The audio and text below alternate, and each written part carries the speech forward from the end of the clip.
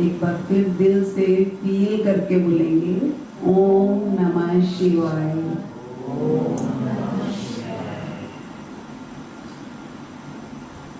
आज हम सब यहाँ पर ज्ञान सूर्य आध्यात्मिक विद्यालय का स्थापना दिवस मनाने के लिए इकट्ठे हुए हैं। ज्ञान सूर्य आध्यात्मिक विद्यालय की तरफ से मैं आप सबका हार्दिक अभिनंदन करती हूँ। GSAV जो शॉर्ट फॉर्म है ज्ञान सूर्य आध्यात्मिक विद्यालय का, GSAV की स्थापना महादेव जी के द्वारा की गई थी 2006 में,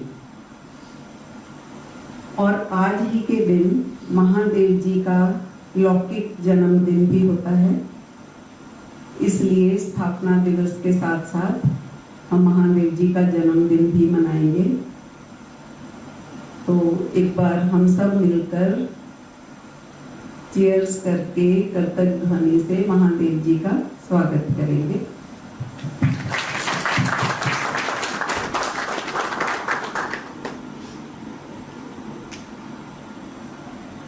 अभी मैं थोड़ा सा परिचय खुद का, महादेव जी का और GSAV का दूंगी, और फिर उसके बाद महादेव जी अपना प्रवचन स्टार्ट करेंगे।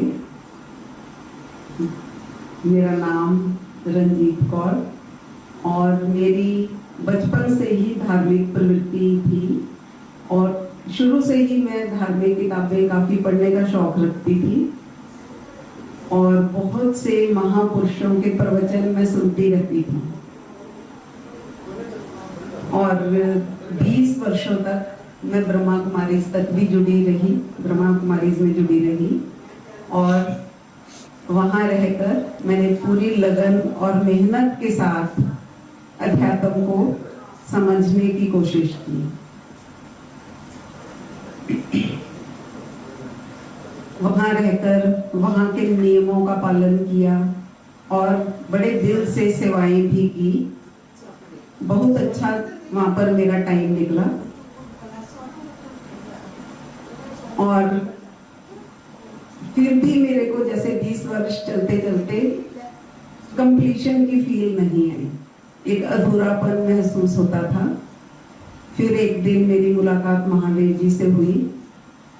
वैसे तो हम 20 वर्षों से अध्यात्म में एक साथ ही हैं, लेकिन 2014 में जब मैंने महादेव जी को अपने घर पर बुलाया और इनका ज्ञान सुना, हमने 1-1.5 साल तक ग्रुप में इनके साथ ज्ञान चर्चा की।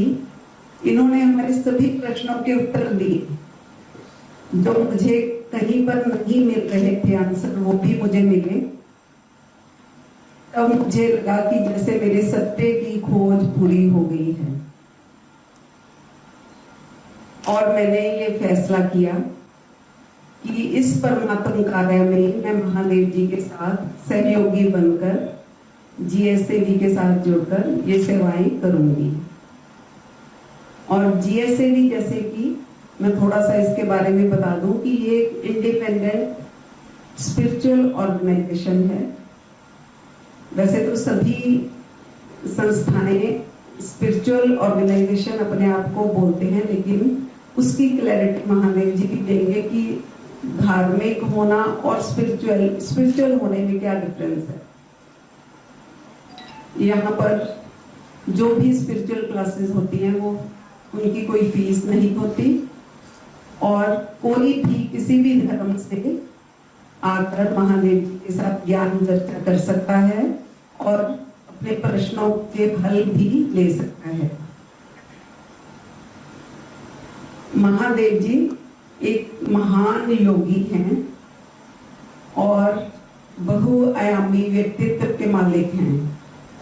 इनसे किसी भी प्रॉब्लम का सॉल्यूशन हम बहुत इजीली ले लेते हैं, और हमारे को क्लासेस में जो करवाते हैं उसके बारे में थोड़ा सा बता दूं कि फिजिकल फिटनेस के लिए महादेव जी लाइट सी फिजिकल एक्सरसाइजेस जो कि सभी एज ग्रुप के लोग कर सकते हैं, फिजिकल एक्सरसाइजेस और योगा सिखाते हैं। और फिर मेंटल फिटनेस के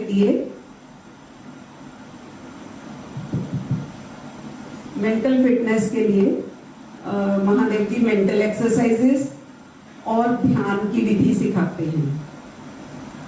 क्योंकि सभी फील्ड्स का हम ध्यान रखते हैं, खाली स्पिरिचुअलिटी का ही नहीं, तन मन और आपकी पूरी, ताकि पर्सनैलिटी ऑल राउंड बन सके।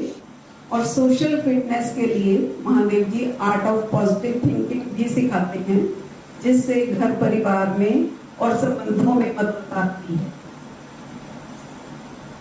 क्योंकि आजकल ज्यादा स्ट्रेस का कारण हमारे अपने परिवार और संबंधों से ही ज्यादा स्ट्रेस आती है। वो art of positive thinking Mahadev ji सिखाते हैं, ताकि हम खुशी खुशी अगर अध्यात्म के रास्ते में चलना चाहते हैं तो सबसे पहले हमें अपने तन को स्वस्थ रखना होगा और अपने घर परिवार को भी सुख शांति देनी होगी। फिर स्पिरिचुअल फिटनेस के लिए महादेव जी मन को पावरफुल करने के लिए जो ज्ञान देते हैं वो है आत्मा का, परमात्मा का और सृष्टि चक्र का ज्ञान पूरे विस्तार से और स्पष्ट रीति से देते हैं। बिल्कुल सहज रीति से समझाते हैं कि आम इंसान जो कभी भी किसी रिलीजियस ऑर्गेनाइजेशन में या स्पिरिचुअल ऑर्गेनाइजेशन में नहीं भी गए तो उनको भी समझ आ सकता है। उनकी लेवल के अकॉर्डिंगली, उनकी समझ के अकॉर्डिंगली यहाँ पर हम ग्रुप्स में भी क्लासेस करवाते हैं और इंडिविजुअल भी क्लासेस करवाते हैं।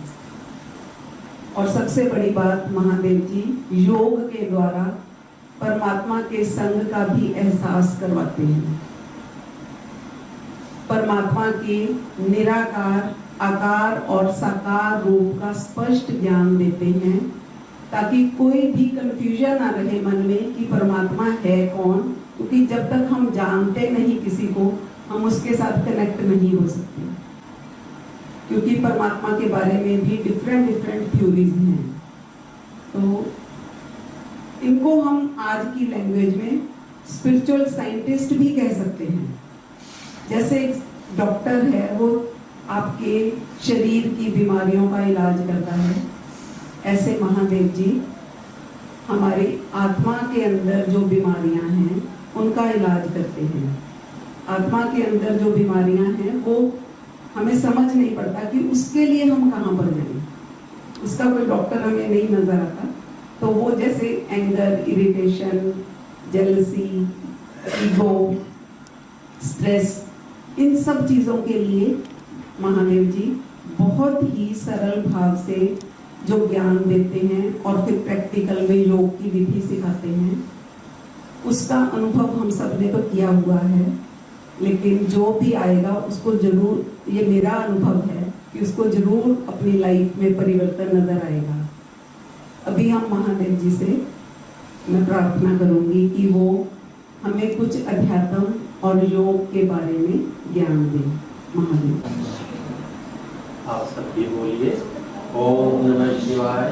ओम नमः शिवाय। एक बार फिर से बोलिए ओम नमः शिवाय। ओम नमः शिवाय।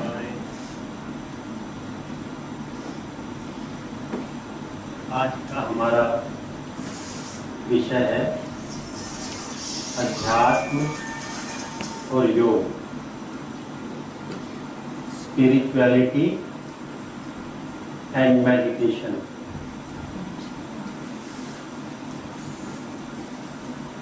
पहले हम अध्यात्म पर बात करेंगे।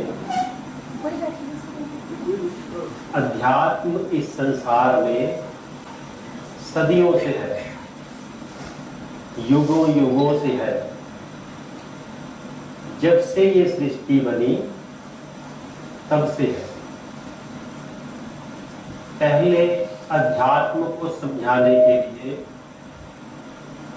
आध्यात्मिक ज्ञान देने के लिए ऋषि मुनि हुआ करते थे, गुरुकुल हुआ करते थे, जिसे अध्यात्म को समझना होता था, आध्यात्मिक ज्ञान प्राप्त करना होता था, वो गुरुकुल में जाकर रहता था और ऋषि मुनि अध्यात्म ज्ञान के साथ साथ उन्हें वैल्यूज के साथ जीवन जीने की कला भी सिखाते थे। फिर धीरे धीरे समय बदला और उसी अध्यात्म को समझाने के लिए, आध्यात्मिक ज्ञान देने के लिए इस धरा पर इब्राहिम आए, महावीर आए, क्राइस्ट आए, बुद्ध आए, मोहम्मद साहब आए, शंकराचार्य आए, गुरु नानक देव जी आए, गुरु गोविंद सिंह जी आए। इन सब महापुरुषों ने अपने अपने समय में सामाजिक व्यवस्था को ध्यान में रखते हुए और उस समय की जीवन शैली को ध्यान में रखते हुए एक सिस्टम बनाया, कुछ नियम कायदे कानून बनाए और फिर उस सिस्टम में रहकर उन नियमों का पालन करते हुए अध्यात्म की शिक्षा दी, आध्यात्मिक ज्ञान दिया।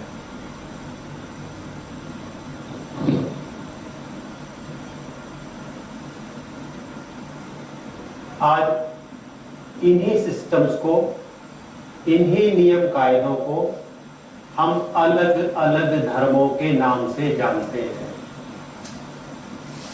सनातन धर्म, इस्लाम धर्म, ईसाई धर्म, जैन धर्म, बुद्ध धर्म, संन्यास धर्म, मुस्लिम धर्म, सिख धर्म। इसी श्रृंखला में अगर हम आज की बात करें, आज के समय की बात करें, वर्तमान समय में समाज की व्यवस्था की बात करें, तो हम देखेंगे कि एक तरफ तो इन धर्मों की जगह पंथ आ गए, आश्रम आ गए, डेरे आ गए और बहुत सारे धार्मिक गुरु आ गए। और दूसरी तरफ वैज्ञानिक युग आ गया, वैज्ञानिक सोच आ गई। आज हमारे समाज का एक बहुत बड़ा वर्ग वैज्ञानिक सोच रखता है, खासकर हमारा युवा वर्ग। वो किसी भी बात को केवल इसलिए मानने को तैयार नहीं कि वो किसी धर्म ग्रंथ में लिखी हुई है। उसे किसी भी बात को मानने के लिए लॉजिक चाहिए, रीजनिंग चाहिए। आज धर्म और विज्ञान आमने सामने, वर्तमान समय को ध्यान में रखते हुए, वर्तमान सामाजिक व्यवस्था को देखते हुए और लोगों की जीवन जीने की शैली को देखते हुए देवाधिदेव महादेव की इच्छा अनुसार, उनकी प्रेरणा अनुसार इस धरा पर फिर से एक नए सिस्टम को स्थापन किया गया, जिसका नाम है ज्ञान सूर्य आध्यात्मिक विद्यालय। इस विद्यालय के अंतर्गत वही सदियों पुराना आध्यात्मिक ज्ञान धार्मिक रीति से भी समझाया जाता है और वैज्ञानिक रीति से भी समझाया जाता है। जो धर्म से जुड़े लोग हैं, फिर चाहे वो किसी भी धर्म से जुड़े हो, उनको उनके दायरे में रहते हुए ही ये आध्यात्मिक ज्ञान समझाया जाता है। और जो किसी भी धर्म से जुड़े नहीं है, जिनकी सोच वैज्ञानिक है, उन्हें उनके दायरे में रहकर ये आध्यात्मिक ज्ञान समझाया जाता है, पूरे लॉजिक्स के साथ, पूरी रीजनिंग देकर, ताकि इन दोनों में, धर्म और विज्ञान में सामंजस्य बन सके। अब ये अध्यात्म क्या है? ये आध्यात्मिक ज्ञान है क्या? तो इससे पहले हम ये समझ लें, जैसा अभी देवी रंजीत कौर ने बताया, धार्मिक ज्ञान अलग है, आध्यात्मिक ज्ञान अलग है। धार्मिक योग अलग है, आध्यात्मिक योग अलग है। धार्मिक ज्ञान और योग के आधार पर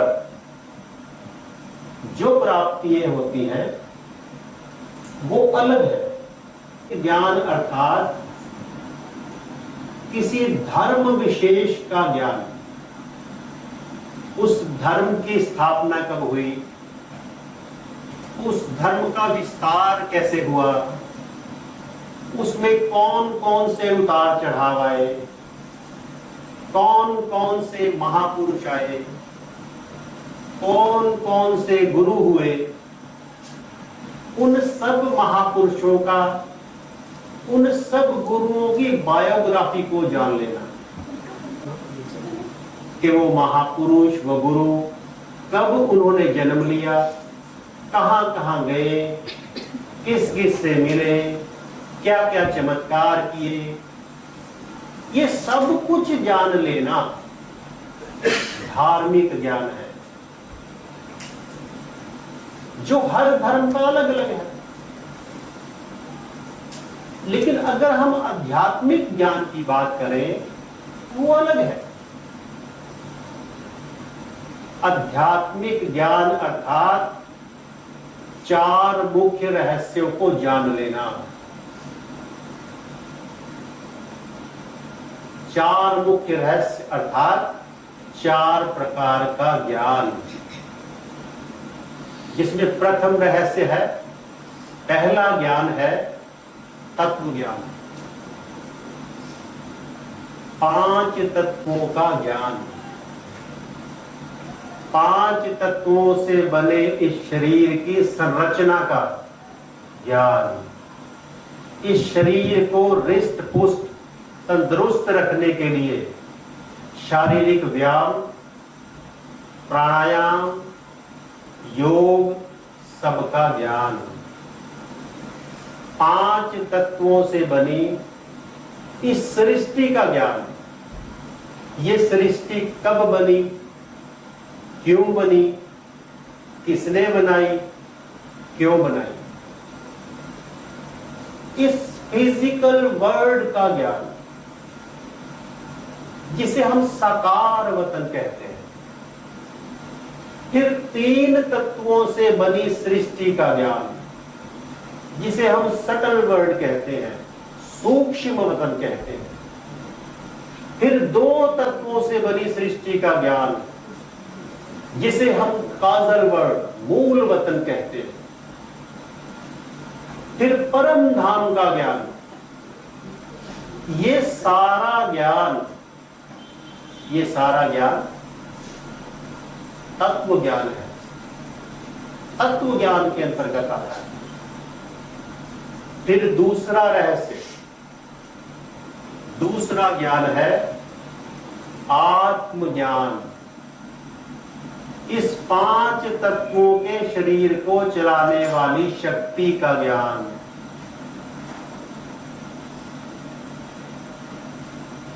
वो ज्ञान जिसे हर धर्म में हर महापुरुष ने अपने अपने तरीके से दिया। गीता में भगवान श्री कृष्ण ने अर्जुन को आत्मज्ञान ही दिया था,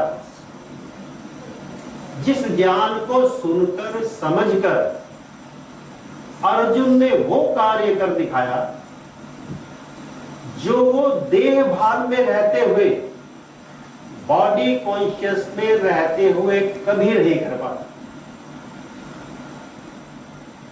भगवान श्री कृष्ण ने अर्जुन को समझाया कि हे अर्जुन, तू जो स्वयं को अर्जुन समझ रहा है, तू जो स्वयं को पांडु पुत्र समझता है, तू जो स्वयं को हस्तिनापुर का राजकुमार समझता है, तू जो स्वयं को किसी का पुत्र, किसी का पिता समझता है, किसी का भांजा, किसी का भतीजा समझता है, वास्तव में तू ये सब नहीं है। ये सब तो इस शरीर के साथ है और इस शरीर का नाम अर्जुन है। 5 तत्वों के इस अर्जुन नाम के शरीर को धारण करने वाली तू एक चेतन शक्ति आत्मा है, अजर अमर अविनाशी है। गीता का दूसरा अध्याय 18वां श्लोक, गीता का स्पष्ट ज्ञान, आत्मा का स्पष्ट ज्ञान। वासांसि जीर्णानि यथा विहाय नवानि गृहाति नरोपराणि तथा शरीराय विहाय जीर्णान्यजानि संयाति देहि नवानि। अर्थात जिस प्रकार हम पुराने वस्त्रों को त्याग कर नए वस्त्रों को धारण करते हैं, ठीक इसी प्रकार आत्मा पुराने जीर्ण क्षीण हुए शरीर को त्याग कर नए शरीर रूपी वस्त्र को धारण कर लेती है।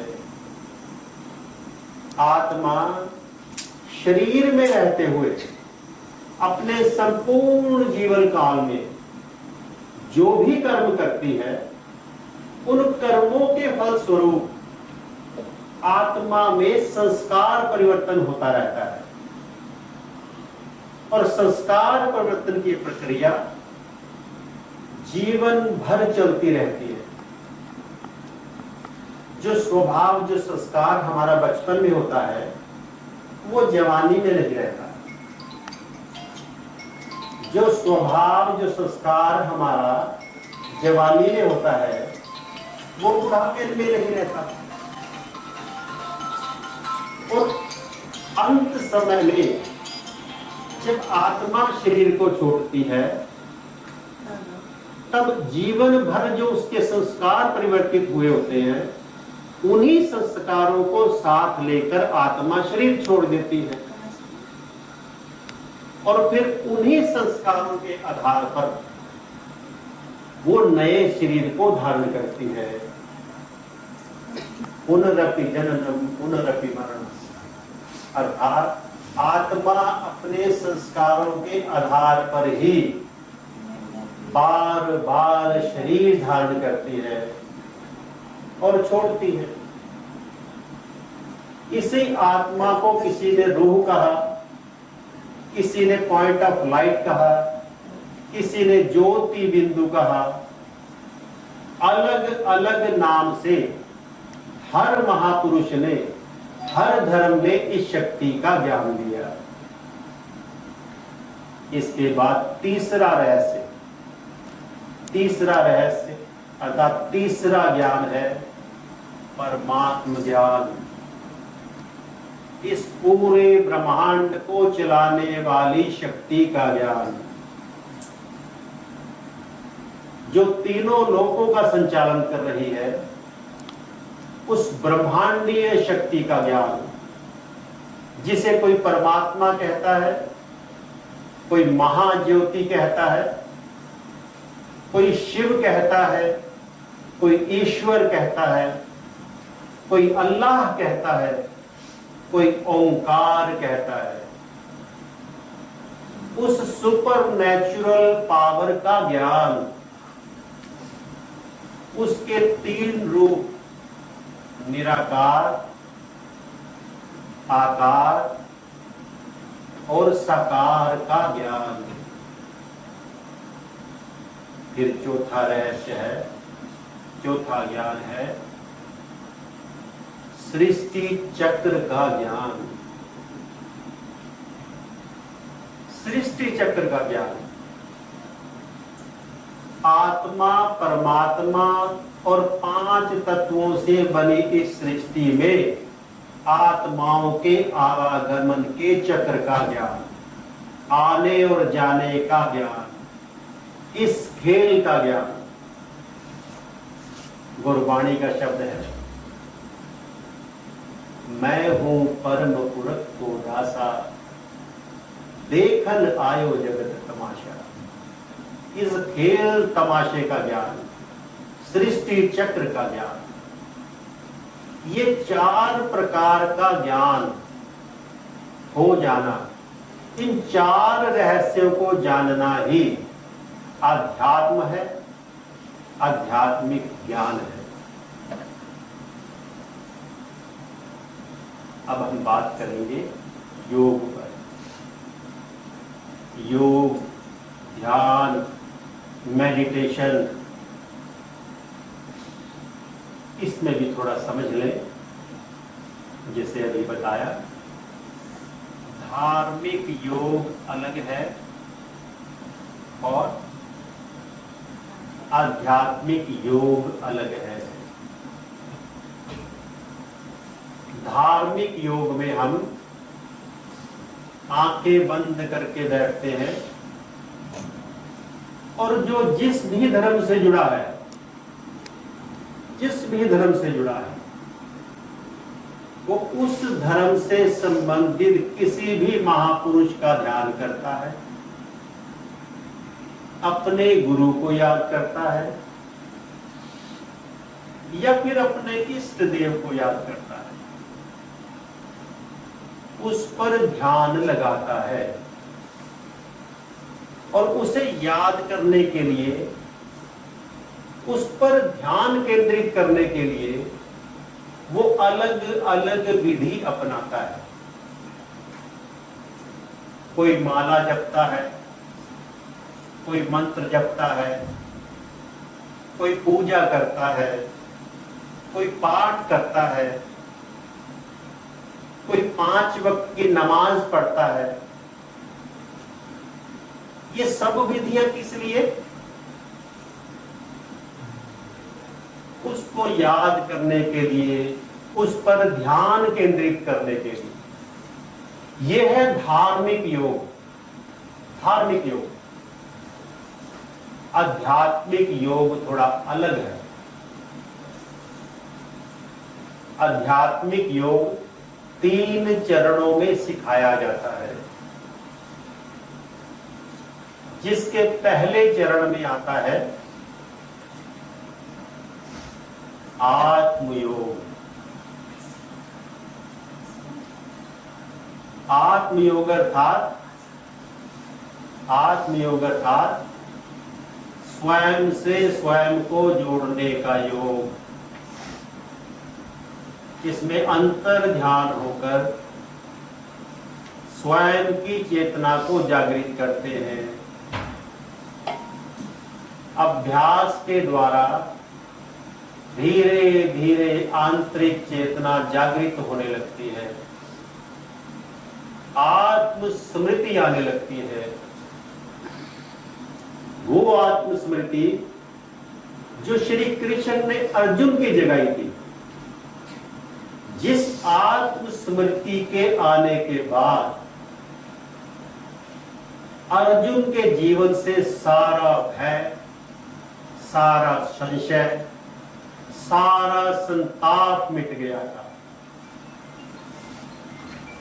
आत्मयोग और आत्म स्मृति के निरंतर और नियमित अभ्यास द्वारा कोई भी आत्मा की आंतरिक शक्तियों को जागृत कर सकता है। पीस, प्योरिटी, हैप्पीनेस, लव, ये सब आत्मा की आंतरिक शक्तियां हैं, आंतरिक शक्तियां। योग अभ्यास द्वारा जैसे जैसे ये आंतरिक शक्तियां जागृत होने लगती हैं, जीवन से भय, हर प्रकार का रोग, irritation, frustration, anxiety, jealous, tension, depression, ego, anger, ये सारे रोग धीरे धीरे स्वतः ही निकलने लगते हैं। मन शांत होने लगता है, सुख का अनुभव करने लगता है। मनुष्य जीवन में जितने भी मानसिक रोग हैं, मानसिक रोग अर्थात मन से जुड़े हुए रोग हैं, साइकिक डिसीज, उन सब का एकमात्र और परमानेंट इलाज है ये आत्मयोग। ये आत्मयोग। फिर दूसरे चरण में आता है दिव्य योग। आत्मयोग के बाद दूसरे चरण में दिव्य योग, divine meditation, yoga in divine consciousness, जिसमें आत्मा अपने दिव्य स्वरूप को पहचान लेती है, दिव्य गुणों को जागृत कर लेती है, उसे संपूर्ण मानव जाति से प्रेम हो जाता है, परमार्थ ही उसके जीवन का एकमात्र लक्ष्य बन जाता है। उसके अपने जीवन में आने वाले दुख, दर्द, कष्ट उसके लिए कोई महत्व नहीं रखते। आत्मा की इस अवस्था को आप क्राइस्ट में देख सकते हैं, महावीर में देख सकते हैं, बुद्ध में देख सकते हैं, गुरु नानक देव जी में देख सकते हैं, गुरु गोविंद सिंह जी की देख सकते हैं। चरण का योग है। फिर तीसरे चरण का योग, जिसमें आत्मा और परमात्मा दोनों एक रूप हो जाते हैं, एक समान हो जाते हैं। आत्मा और परमात्मा में कोई भेद ही नहीं रहता, रूप में समान, गुणों में समान। आत्मा का परमात्मा से मिलन हो जाता है। आत्मा की इस अवस्था को परमात्मा का साकार होना भी कहते हैं।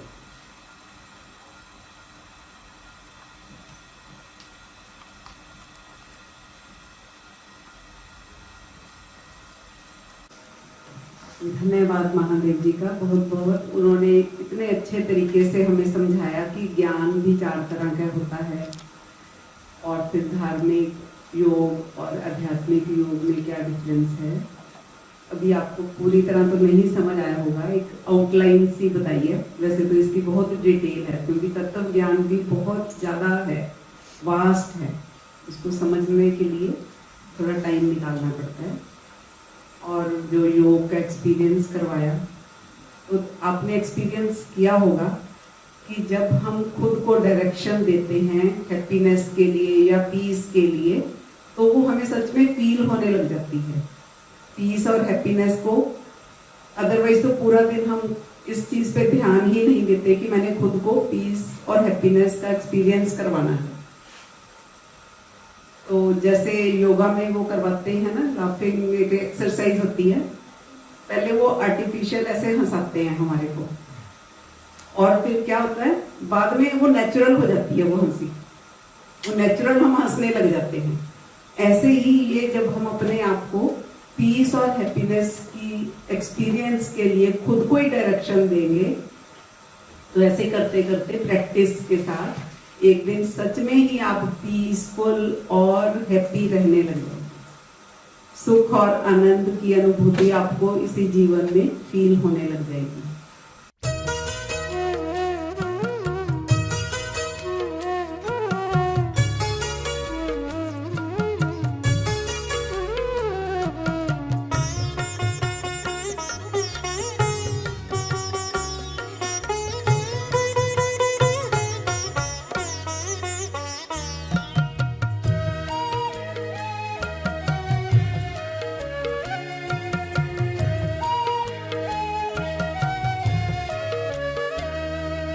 प्रेम करो परमात्मा से, प्रेम ही सुख का सार है। प्रेम करो